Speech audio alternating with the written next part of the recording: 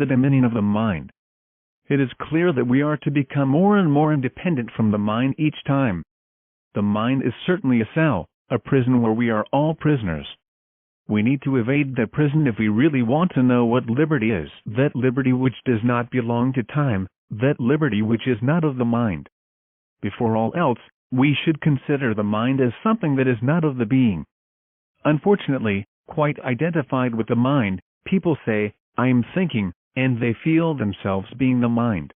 There are schools that dedicate themselves to the fortification of the mind. They give courses by correspondence, they teach how to develop mental power, etc. But all of that is absurd.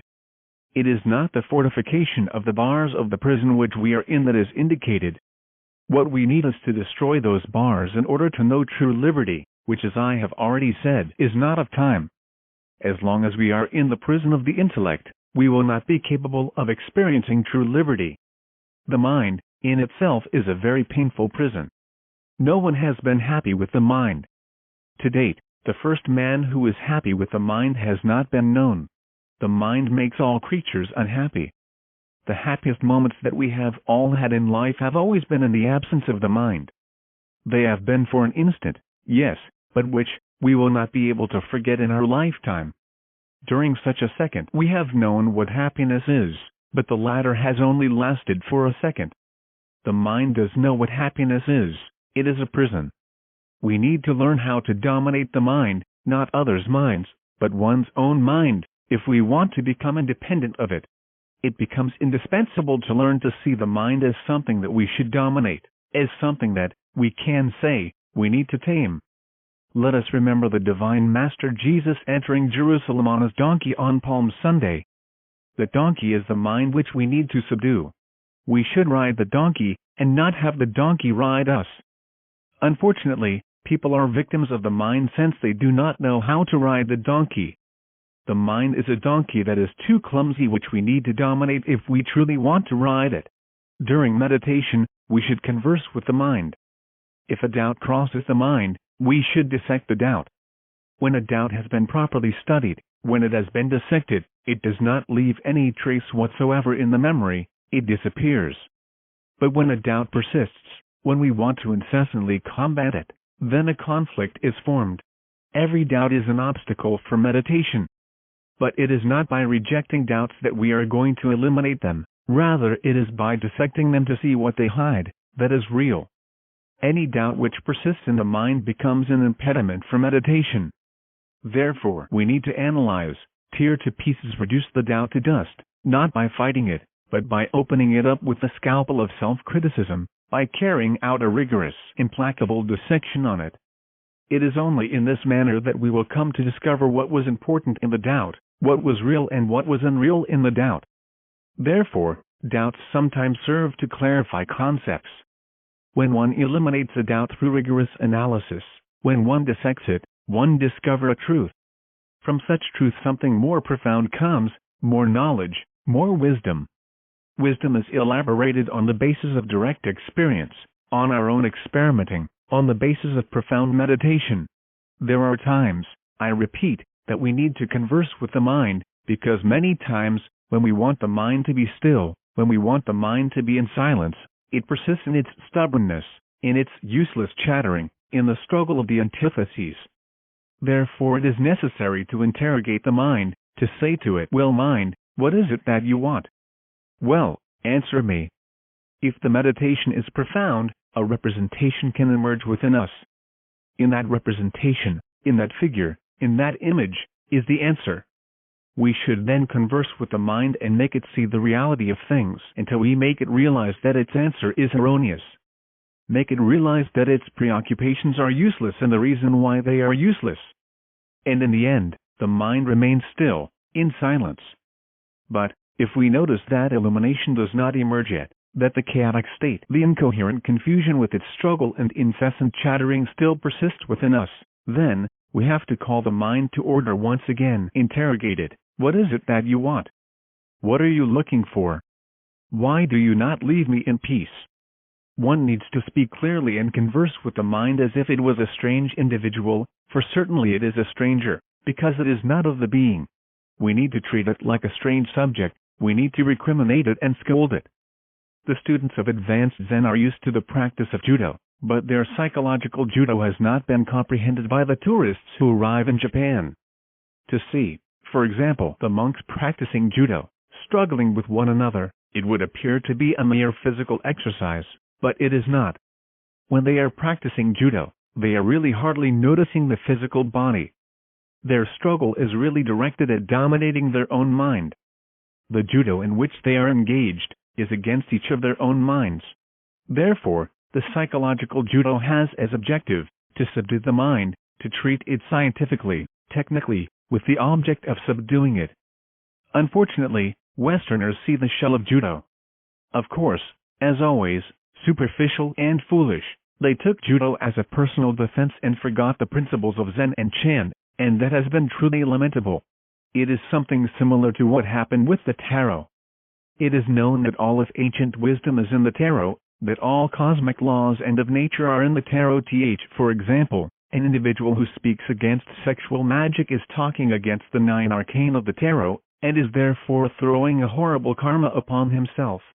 An individual who speaks in favor of the dogma of evolution is breaking the 10 arcane of the tarot, and so on successively. The tarot is the measuring rod of everyone. As I said it in my book titled The Mystery of the Golden Blossom, in which I end up saying that authors are free to write what they please. But they are not to forget the measuring rod which the tarot, the golden book, is, if they do not want to violate the cosmic laws and fall under the law of Kaitensha, which is superior karma. After this short digression, I wish to say why that the tarot that is so sacred, so knowledgeable, has become a poker game among the different card games that there are to entertain people. People forgot its laws, its principles. The sacred pools of the ancient temples, of the mystery temples, have today become pools for swimmers. The art of bullfighting, the profound science, taurine science of the ancient mysteries of Neptune in Atlantis, lost its principles, has today become the vulgar bull circus. So then, it is not strange that the Zen-Chan Judo, which precisely has as objective to subdue one's own mind in each of its movements and stops, has degenerated, has lost its principles in the Western world, and has become nothing more than something profane which is only used today for personal defense. Let us look at the psychological aspect of judo. Right now I do not mean to say that I'm going to teach you physical judo, for I myself do not practice it. But I am teaching you a psychological judo. One needs to dominate the mind has to obey. We need to recriminate it firmly in order for it to obey. How is it possible that while we are in the practice of meditation, in instance in which we seek stillness and silence, that the mind imposes itself does not want to be still?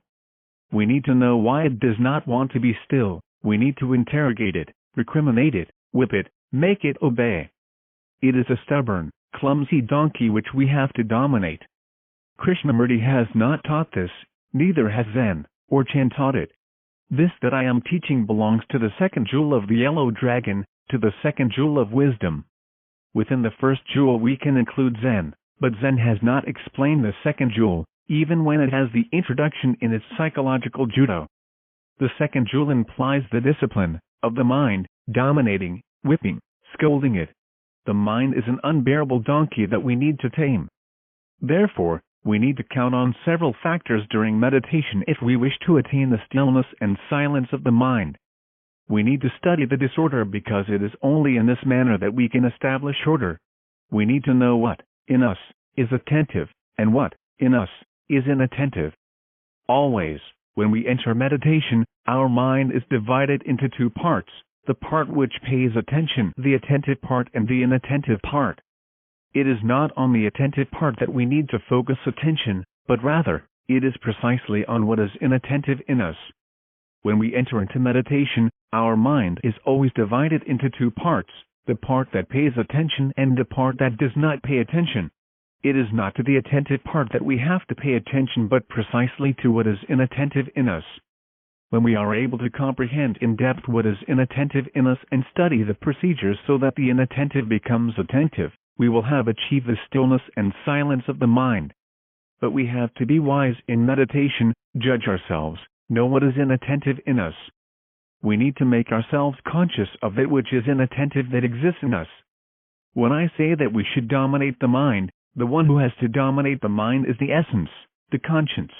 By awakening consciousness we have more power over the mind, and thereby, we become conscious of what is unconscious in us. It is urgent and utterly able to dominate the mind, converse with it, recriminate it, beat it with the whip of willpower and make it obey. This belongs to the second jewel of the yellow dragon. My real being, Samael Aun Weor, was reincarnated in ancient China, and I was called Chu Li. I was initiated into the order of the yellow dragon.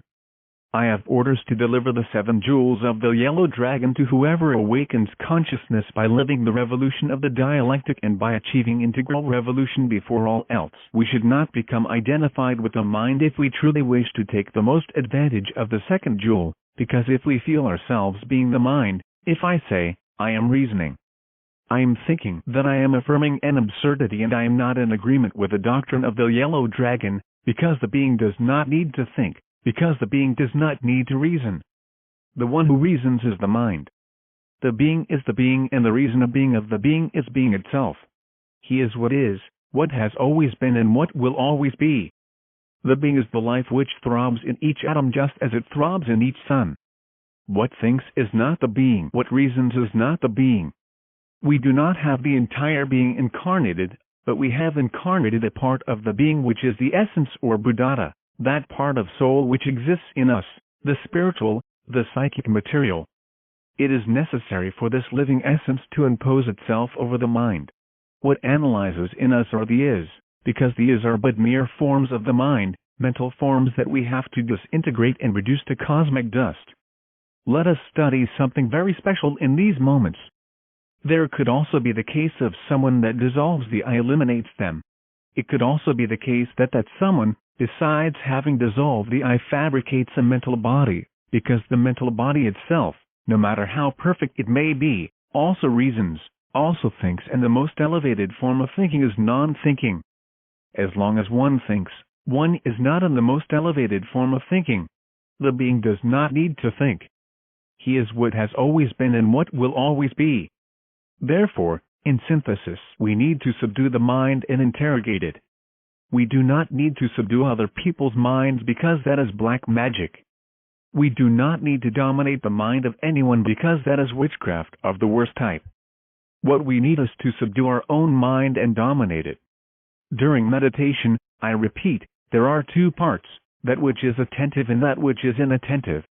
We need to become conscious of what is inattentive in us. Upon becoming conscious, we can evince that the inattentive has many factors. Doubt. There are many doubts. Many are the doubts which exist in the human mind. Where do those doubts come from? We see, for example, atheism, materialism, mysticism. If we tear them apart, we see that there are many forms of atheism, many forms of materialism. There are persons who say that they are materialistic atheists, and yet they fear spells, witchcraft. They respect nature, but in their own way. When one talks to them about spiritual or religious matters, they declare themselves materialistic atheists. Their atheism is nothing more than an incipient form. There is another type of materialism and atheism, the incredulous, skeptical, Marxist-Leninist type. Behind it all, there is something that materialistic atheist is seeking. He simply wants to disappear, to not exist, to annihilate himself integrally. He does not want to know anything about the divine monad. He hates it. Obviously, upon proceeding in this manner, he will disintegrate as he wishes. That is his choice. He will cease to exist. He will descend to the infernal worlds, towards the center of gravity of the planet. That is his choice, to self-destruct. He will perish, but in the end, he does continue. The essence will liberate itself, will return to new evolutions, and will go through new involutions. He will return again and again in different cycles of manifestations to fall into the same skepticism and materialism. In the end, the result will appear. What result? On the day when all the doors definitely close, when the 3,000 cycles come to an end, then that essence will be absorbed in the monad, and the latter will in turn enter the universal spiritual bosom of life, but without mastery. What is it that essence really wants? What does it look for in its atheism? What is its aspirations? Its aspirations is to reject mastery. Behind it all, that is what it wants, what it gets. It does not value it, and it finally ends up as a divine spark, but without mastery.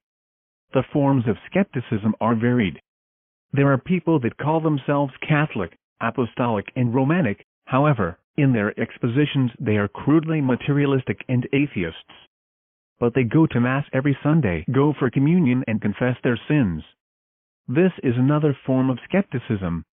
If we analyze all the forms that have been and are to be of skepticism and materialism, we discover that there is not a soul skepticism. There is not a soul materialism. The reality is that there are millions of forms of skepticism and of materialism. Millions, because simply they are mental, things of the mind. That is, skepticism and materialism are of the mind and not of the being.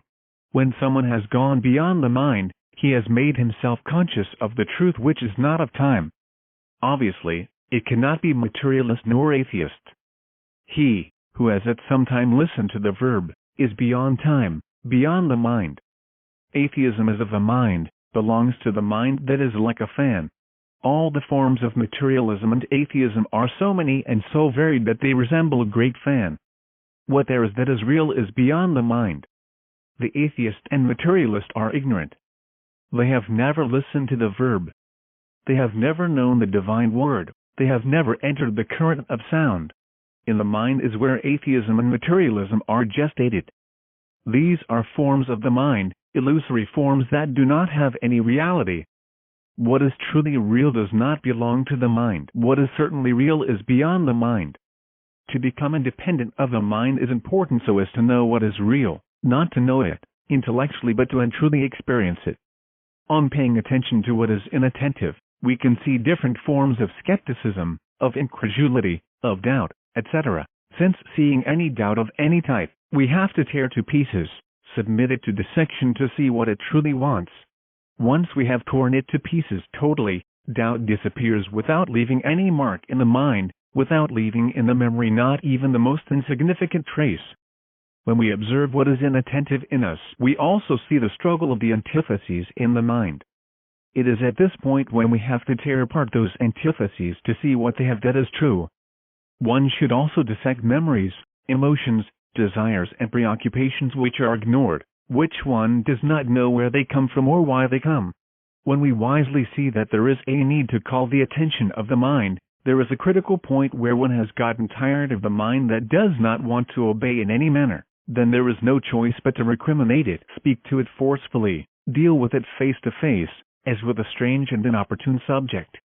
One has to lash it with the whip of willpower, recriminate it with harsh words until one makes it obey. One has to converse many times with the mind so that it will understand. If it does not understand, then one has to severely call it to order. To not identify with the mind is indispensable. One has to whip the mind, subjugating it, dominating it, since it will be violent, and we again whip it. In this manner we come out of the mind and arrive at truth, that which is certainly not of time. When we manage to reach that which is not of time, we can experience an element that radically transforms. There exists a certain transforming element that is not of time, that can only be experienced, I repeat, when we come out of the mind. That is when we feel this transforming element. One has to struggle intensely until one achieves the intimate self-realization of the being. We need to become independent of the mind over and over again and enter the current of sound, the world of music, in the world where the word of the Elohim resounds, where truth certainly reigns. While we are bottled up in the mind, what can we know of the truth? What others say. But, what do we know? The important thing is not what others say but what we experience for ourselves. Our problem is in how to get out of the mind. For this, we need science, wisdom to emancipate us, and this is found in gnosis. When we think that the mind is quiet, when we believe that it is in silence, however, no divine experience comes to us, it is because the mind is not quiet nor silent. Deep down, it continues struggling. Deep down, it is conversing. Then, through meditation, we have to confront it, converse with it, recriminate it, and ask it what it is that it wants. Tell it, mind, why aren't you quiet? Why don't you leave me alone? The mind will give some answer and we will answer it with another explanation trying to convince it, and if it does not want to be convinced, there will be no other remedy but to subjugate it through recrimination and the whip of willpower. The dominion of the mind goes beyond the struggle of the opposites. In this manner, for example, a thought of hatred, an evil memory assaults us, well then one has to try to comprehend it, try to see its antithesis, which is love. If there is love, why is there hatred? With what objective? There surges forth, for example, the memory of a lustful act. Then one has to pass through the mind the sacred chalice and the sacred lance. One has to say, why do I have to profane the sacred with my morbid thoughts? If the memory of a tall person surges forth, one should see him short, and this would be correct since in love the key is synthesis. Knowing how to always find the synthesis is beneficial because from the thesis one has to pass on to the antithesis, but the truth is not found in the antithesis nor in the thesis. In the thesis and in the antithesis there is discussion, and that is what is really wanted: affirmation, negation, discussion and solution. Affirmation of a bad thought, negation of the same through comprehension of the opposite. Discussion. One has to discuss what is real from one and the other until one arrives at wisdom and leaves the mind quiet and in silence. This is how one should practice. All of this is part of conscious practices, of the observation of what is inattentive. But if we simply say it is the memory of a tall person and we put a short person in front of it, period, it is not correct. What is correct would be saying tall and short, so. They are nothing but two aspects of the same thing. What matters is not what is tall or short, but what there is of truth behind all of this. Tall and short are two illusory phenomena of the mind. In this way one arrives at the synthesis and at the solution. The inattentive is what is formed by the subconscious, by the incoherent, by the amount of memories that surge forth in the mind, by the memories of the past that assault one now and again, by the debris of the memory, etc. The elements which constitute the subconscious should neither be accepted nor rejected, but simply one has to make oneself conscious of what there is inattentive, and in this manner what is inattentive becomes attentive in a natural and spontaneous manner. What is inattentive becomes attentive. One has to make of daily life a continuous meditation. Meditation is not only that action of quieting the mind when we are at home or in the sanctuary, but it can also encompass the thread of daily living so that life immediately becomes a constant meditation. The mind in itself is the ego. But it is urgent to destroy the ego in order for the mental substance to remain with which the mental body can be fabricated. The mental body can be fabricated, but one will still have the mind. What is important is to liberate oneself from the mind, become free of it. Being free of it, to learn to function in the world of pure spirit without mind. To learn to live in that current of sound that is beyond the mind and is not time. Ignorance is what there is in the mind. The real wisdom is not in the mind. It is beyond the mind. The mind is ignorant, and because of this falls into so many grave errors. How foolish are those who do mentalist propaganda, those who promise mental powers, those who teach others how to dominate other persons' minds, etc. The mind has not made anyone happy. True happiness is very much beyond the mind. One cannot come to know happiness until one has become independent of the mind. Dreams belong to the unconscious. When one awakens consciousness, he leaves behind dreams. Dreams are nothing but projections of the mind. I remember a certain case that I lived in the superior worlds. It was only an instant of carelessness. I saw how a dream came out of my mind. I was about to start dreaming and I reacted in the dream that had escaped me for 1 second. But since I became aware of the process, I quickly walked away from that petrified form that escaped from my own mind. Suppose I had been asleep? I would have stayed there, beautifully entangled in that mental form. When one awakens, one immediately knows that in a moment of inattention, a dream can escape and one remains entangled all night until daylight. What is important in us is to awaken consciousness, to stop dreaming, to stop thinking. This thinking, which is cosmic matter, is the mind. Even the astral itself is nothing but the crystallization of mental matter, and the physical world is also condensed mind. In this manner, the mind is matter and is very gross, whether it be in a physical state or in a state called astral monastic, as the Hindus say. In any case, the mind is gross and material, both in the astral as well as in the physical. Mind is physical or metaphysical matter, but it is matter. Therefore, it cannot make us happy. To know authentic happiness, true wisdom, we should get out of the mind and live in the world of the being. That is what is important. We do not deny the creating power of the mind. It is clear that all that exists is condensed mind. But what do we gain with this? Has the mind perhaps given us happiness? We can do marvels with the mind, create for ourselves many things in life. The great inventions are condensed mind, but these types of creations have not made us happy.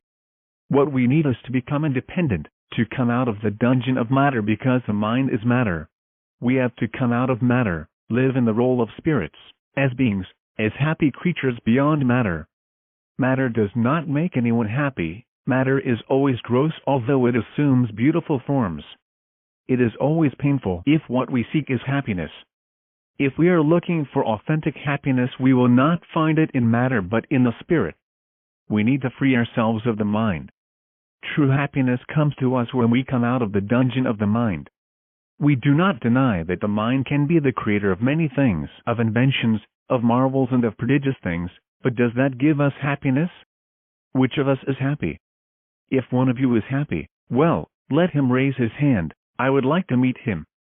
If the mind has not given us happiness, we have to come out of the mind, find happiness somewhere else, and obviously we will find it in the world of the spirit.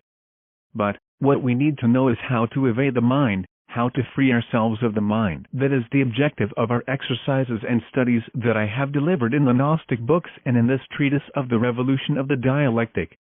In us exists, for example, 3% of consciousness and 97% of subconscious. That is true.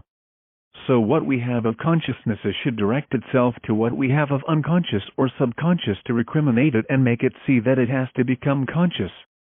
But there is a need for the conscious part to recriminate the subconscious part, so that the subconscious becomes conscious. This matter of the conscious part directing itself to the subconscious part is a very important exercise that can be practiced at dawn, so that in this manner, the unconscious parts become conscious, little by little.